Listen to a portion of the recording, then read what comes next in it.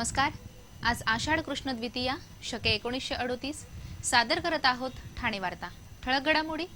उल्हासनगरमध्ये एका महिलेची हत्या करणाऱ्या हल्लेखोरास अटक। ठाण्यातील मुख्य समजल्या जाणाऱ्या स्टेशन रस्त्यावर खड्डेच खड्डे आणि राज्य परिवहन महामंडळाचं आरक्षणासाठी विशेष अँड्रॉइड ॲप। या आणि इतर घडामोडी विस्तृतपणे पण काही क्षणातच। ठाणे वार्ता पहा श्रीस्थानक वाहिनीवर। आता सकाळी 9:15 पासून रात्री 9:15 पर्यंत ठाणे वार्ता, ठाण्यातील पहिलं दृकश्राव्य माध्यम। श्रीस्थानक वाहिनी ठाण्याची स्वतःची वाहिनी। ठाण्यातील घडामोडी, कार्यक्रम, वादविवाद, अगदी गाणी, नाटक याचा आनंद घर बसल्या पहा श्रीस्थानक वाहिनी।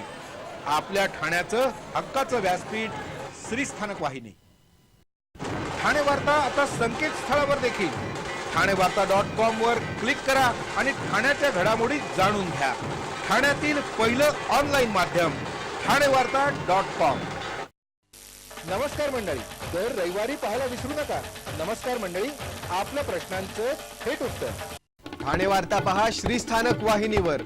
आता सकाळी 9:15 पासून रात्री 9:15 पर्यंत ठाणे वार्ता, ठाण्यातील पहिलं दृकश्राव्य माध्यम। ठाणे महापालिकेत सत्ताधारी आणि विरोधक यांच्यातील संघर्ष संपुष्टात आला असून सर्वसाधारण सभेत सत्ताधारी शिवसेना, भारतीय जनता पक्ष, महायुतीकडूनच पालिका प्रशासनाची चिरफाड केली जात आहे।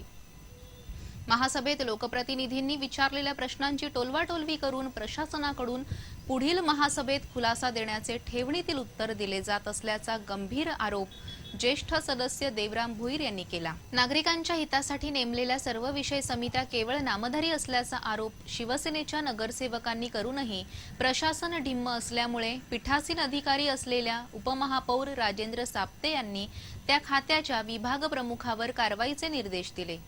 महासभेच्या उत्तरार्धात 130 सदस्यांच्या सभेत 65 महिला सदस्यांपैकी 25 जणी आणि 65 पुरुष नगरसेवकांपैकी 16 सदस्यांचीच उपस्थिती होती। यावेळी भारतीय जनता पक्षाचे ज्येष्ठ नगरसेवक मिलिंद पाटणकर यांनी गावदेवी मंडईतील गाळे वाटपाचा मुद्दा उपस्थित करून नियमांना डावलण्यात आल्याचा आरोप केला। तर शिवसेनेचे ज्येष्ठ नगरसेवक अशोक वैती यांनी या आरोपांना दुजोरा देत गाळे वितरणात भ्रष्टाचार झाल्याचे सांगून दोषींवर कारवाईची मागणी केली। तर ठाणे परिवहनचे चाक दिवसेंदिवस अधिक तोट्यात जात आहे, याकडे लक्ष वेधताना वैती यांनी खासगी बसेस ठाणे परिवहनचे प्रवासी पळवत असल्याचा मुद्दा उपस्थित केला। शिवसेनेच्याच मीनाक्षी शिंदे, विशाखा खताळ आदींनी विषय समित्या केवळ नामधारी असल्याचा आरोप केला। महायुतीतील रिपाईचे सदस्य रामभाऊ तायडे यांनी या सर्व समित्याच बरखास्त करण्याची उपरोधिक मागणी केली। तर विरोधी पक्षनेते संजय भोईर यांनी अग्निशमन दल प्रमुख पद सोडून सिडकोमध्ये स्थिरावलेल्या अरविंद मांडके यांच्या स्वेच्छानिवृत्तीच्या मुद्द्यावर प्रशासनाची कोंडी केली। मात्र प्रशासनाने थातूरमातूर उत्तरे देऊन वेळ मारून नेली। ठाणे महापालिका मुख्यालयात आग लागण्याच्या घटना सुरूच आहेत। मे महिन्यापासून जुलैपर्यंत पालिका इमारतीत 3 वेळा आग लागण्याच्या घटना घडल्या। काल दुपारच्या सुमारास सर्वसाधारण सभा सुरू असताना 3ऱ्या मजल्यावरील विद्युत डीपीमध्ये अचानक शॉर्ट सर्किट होऊन धूर निघू लागला।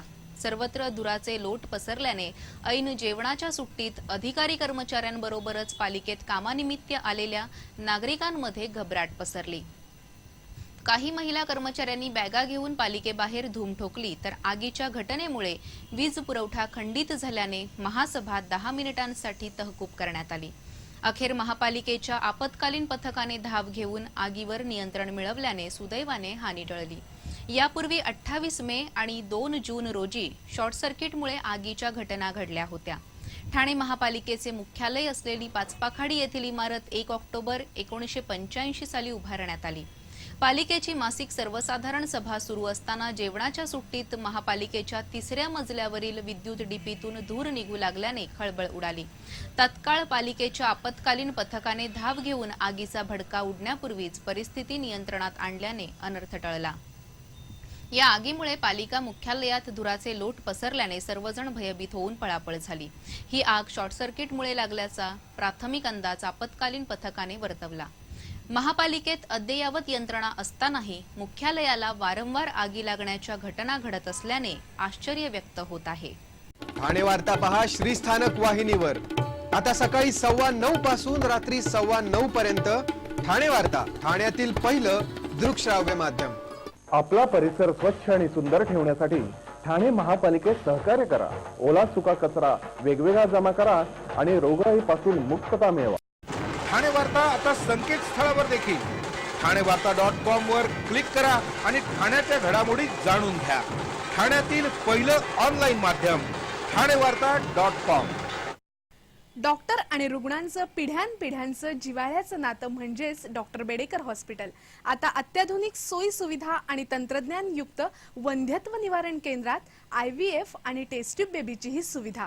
डॉक्टर बेडेकर हॉस्पिटल, महर्षी कर्वेपथ, ठाणे. 65 वर्षांची निरंतर सेवा. ठाणे वार्ता पहा श्रीस्थानक वाहिनीवर. आता सकाळी 9:15 पासून रात्री 9:15 पर्यंत ठाणे वार्ता, ठाण्यातील पहिलं दृकश्राव्य माध्यम. ठाणेकरांची चौपाटी गणल्या गेलेल्या मासुंदा तलावपाळी येथे देशभक्ती आणि शिवभक्तीचे सूर गुंजणार आहेत. ठाणे महापालिकेने मासुंदा तलावावरील छत्रपती शिवाजी महाराज पुतळ्याजवळ शिवभक्ती बँडस्टँड उभारले असून त्याचे उद्घाटन महापौरांच्या हस्ते करण्यात आले.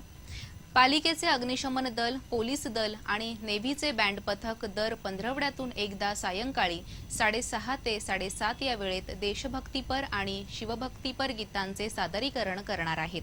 शहरातील खाजगी लोकांना किंवा इतर स्थानिक कलाकारांना आपली कला या ठिकाणी सादर करावयाची असल्यास त्यांना विनामूल्य हे स्टँड उपलब्ध करून दिले जाणार असून तिथे कलाकार किंवा सांस्कृतिक संस्थांना रोज 5 ते 7 या काळात आपली कला सादर करता येईल. या संदर्भात इच्छुकांनी महापालिकेच्या माहिती आणि जनसंपर्क विभागाशी संपर्क साधावा असे आवाहन महापालिकेच्या वतीने करण्यात आले आहे. स्वतःच्या मुलाकडे एकेकाळी नोकरी करणाऱ्या युवकास प्यायला पाणी न दिल्यामुळे या वृद्ध महिलेची हत्या करणाऱ्या नराधमास ठाणे पोलिसांनी जेरबंद केला आहे. पोलिसांनी या प्रकरणी सुनील कानोजे याला अटक केली असून त्यानं हत्या करण्यापूर्वी या महिलेवर बलात्कार केल्याची कबुली दिली आहे. सुनील कानोजे हा या महिलेच्या मुलाकडे नोकरीला होता. 5 जुलैला तो या महिलेच्या घरी गेला होता. त्यावेळी त्यानं प्यायला पाणी मागितलं असता त्या महिलेनं पाणी द्यायला नकार दिला. त्यावेळी सुनील रात्री घराच्या बाहेर झोपला आणि मध्यरात्रीच्या सुमारास त्यानं घरात प्रवेश केला आणि या महिलेवर बलात्कार केला आणि तिच्या बांगड्या काढून उशी दाबून या महिलेचा खून केला अशी माहिती त्यानंच पोलीस तपासात दिली आहे. पोलिसांनी क्लोज सर्किट कॅमेऱ्याच्या चित्रीकरणातून त्याचा माग काढला आणि त्याला ताब्यात घेतलं. पोलीस सध्या त्याची खातरजमा करत असून पोलिसांनी त्याच्याकडून या महिलेच्या 2 बांगड्या हस्तगत केल्याचं गुन्हे शाखेचे पोलीस उपायुक्त पराग मणेरे यांनी सांगितलं. कनिष्ठ गटातील टेनिसपटूंना वरिष्ठ गटातील खेळाडूंसोबत खेळण्याचा अनुभव मिळावा म्हणून मुंबई ज्युनियर टेनिस लीग स्पर्धेचं आयोजन करण्यात आलं आहे. IPLच्या धर्तीवर या स्पर्धा खेळवल्या जाणार आहेत. या स्पर्धेत deadly sharks, grizzly bears, raging bulls, rising eagles, flying hawks आणि हाउलिंग बुल्स हे 5 संघ खेळणार आहेत. स्पर्धेतील फ्रँचायझीसाठी 10, 12 आणि 14 वयोगटातील मुलं आणि मुलींची त्यांच्या मानांकनावरून लिलाव पद्धतीनं निवड करण्यात आली. डेडली शार्क्स या संघात करीन खान, लेस्टन वाज, नील पिल्लई, वीर शाह, नीरव शेट्टी, आर्थिय तटकरे, सिया बोर, हर्षिता बंगेरा, सोहा पाटील, साची पटवर्धन, आदित्य तलाठी, आकांक्ष सुब्रमण्यम, अक्षज सुब्रमण्यम, निलय भोळे या खेळाडूंचा समावेश आहे. प्रत्येक लढतीत 7 सामने खेळवले जाणार असून मुलामुलींची एकेरी तसंच मिश्र अशा लढती होणार आहेत. या स्पर्धेतील विजेत्यांना राज्य लॉन टेनिस संघटनेतर्फे आकर्षक पारितोषिकं दिली जाणार आहेत. ठाण्यातील मुख्य समजल्या जाणाऱ्या स्टेशन रस्त्याची दुर्दशा झाली असून या रस्त्यावर खड्ड्यांचं साम्राज्य दिसत आहे. ठाणे महापालिका प्रशासनानं वाहतूक कोंडी दूर करण्यासाठी गाजावाजा करत रस्ता रुंदीकरण मोहीम राबवली. यामध्ये स्टेशन रस्ताही रुंद करण्यात आला. पण रुंद करण्यात आलेल्या रस्त्यावर योग्य तऱ्हेनं डांबरीकरण न झाल्यानं या रस्त्यावर सध्या सर्वत्र खड्डेच दिसत आहेत. सध्या होत असलेल्या जोरदार पावसामुळे या खड्ड्यात पाणी साचून रस्त्यावरून चालणाऱ्या ठाणेकरांनाही त्याचा त्रास होत आहे. रस्त्यातील खड्ड्यांमुळे वाहतुकीचा वेग मंदावण्याबरोबरच खड्ड्यातून वाहनं जाताना उडणाऱ्या पाण्यामुळे रस्त्यावरून चालणाऱ्या ठाणेकरांनाही त्याचा फटका बसत आहे. राज्य परिवहन महामंडळ म्हणजे एसटीनं आरक्षणासाठी मोबाईल ॲप उपलब्ध करून दिला आहे. MSRTC मोबाईल रिझर्वेशन ॲप हे गुगल प्ले स्टोअरवर विनामूल्य उपलब्ध आहे.